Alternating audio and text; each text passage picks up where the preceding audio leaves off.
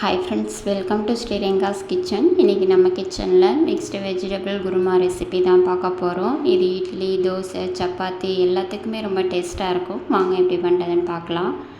First ஒரு mixie ஜார்ல 1/2 cup அளவு துருவின தேங்காய் சேர்த்து விட்டுக்கலாம். கூடவே 2 டேபிள் ஸ்பூன் பொட்டுக்கடலை, 1 டேபிள் ஸ்பூன் சோம்பு, 1 டேபிள் ஸ்பூன் கசகசா சேர்த்து விட்டுக்கலாம். நீங்கள் வேணும்னா இது கூட 2 முந்திரி கூட சேர்த்து விட்டுக்கலாம். இப்போ கொஞ்சமாக தண்ணி சேர்த்து இதை நல்லா நைஸாக அரைச்சி இந்த மாதிரி எடுத்து வச்சுக்கோங்க. இப்போ வாங்க எப்படி பண்ணுறதுன்னு பார்க்கலாம். அதுக்கு ஒரு பேனில் 3 டேபிள் ஸ்பூன் எண்ணெய் விட்டுக்கோங்க. எண்ணெய் நல்லா சூடாகட்டும். இப்போ ஒரு சின்ன துண்டு பட்டை, 2 கிராம்பு சேர்த்து விட்டுக்கலாம். கூடவே 2 பெரிய வெங்காயத்தை நீல வாக்கில் கட் பண்ணி எடுத்திருக்கேன். கூடவே கொஞ்சம் கருவேப்பிலையும் சேர்த்து விட்டுக்கலாம். இப்போ வெங்காயத்தை நல்லா வதக்கி விட்டுக்கோங்க.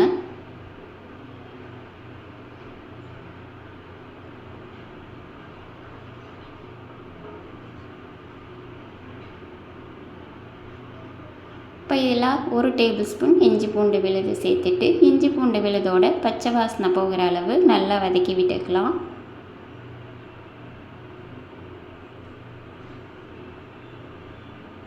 இப்போ 2 மீடியம் சைஸ் தக்காளியை சின்ன சின்னதாக கட் பண்ணி சேர்த்து விட்டுட்டு தக்காளியும் நல்லா வதக்கி விட்டுக்கோங்க.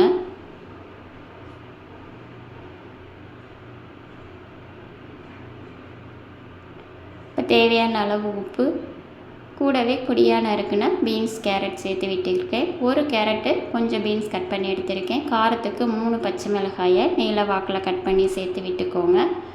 நான் காலிஃப்ளவரை 1 கொதி மட்டும் வேக விட்டு எடுத்திருக்கேன். இப்போ இதையும் சேர்த்து விட்டுட்டு இதையும் 1 நிமிஷம் நல்லா வதக்கி விட்டுக்கலாம்.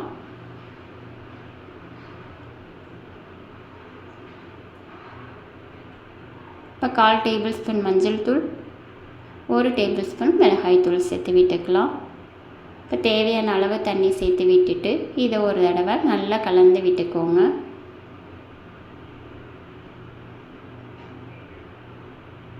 இப்போ அடுப்பை மீடியம் ஃப்ளேமில் வச்சுட்டு இதை மூடி வச்சுருங்க. காய் நல்லா வெந்து வரணும், அது வரை இருக்கட்டும். இப்போ பாருங்கள் நல்லா கொதித்து வருது. நம்ம காய் எல்லாமே நல்லா வெந்திருக்கு. இந்த ஸ்டேஜில் நம்ம அடித்து வச்ச பேஸ்ட்டை இதோடு சேர்த்து விட்டுக்கலாம். கூடவே மிக்ஸி ஜார் அலசி தேவையான அளவு தண்ணி சேர்த்து விட்டுக்கோங்க. இப்போ இதை ஒரு தடவை நல்லா கலந்து விட்டுக்கலாம். இப்போ இதை ஒரு 5 நிமிஷம் மூடி சிம்மில் வச்சுக்கோங்க. இது இருக்கட்டும். இப்போ பாருங்கள் 5 நிமிஷம் போல் இருக்குது. நல்லா கொதித்து வருது. இந்த ஸ்டேஜில் பொடியாக நறுக்குன கொத்தமல்லி இலையை சேர்த்து விட்டுட்டு இதை ஒரு தடவை நல்லா கலந்து விட்டுக்கலாம். அவ்வளோதான், நம்மளோட வெஜிடபிள் குருமா சூப்பராக ரெடி ஆகிடுச்சு. நீங்களும் இதே மாதிரி வெஜிடபிள் குருமாவை உங்கள் வீட்டில் ட்ரை பண்ணி பாருங்கள். உங்களுக்கு இந்த வீடியோ பிடிச்சிருந்தா ப்ளீஸ் லைக் பண்ணுங்கள், ஷேர் பண்ணுங்கள், கமெண்ட் பண்ணுங்கள், மறக்காமல் சப்ஸ்கிரைப் பண்ணுங்கள். தேங்க்யூ ஃபார் வாட்சிங்.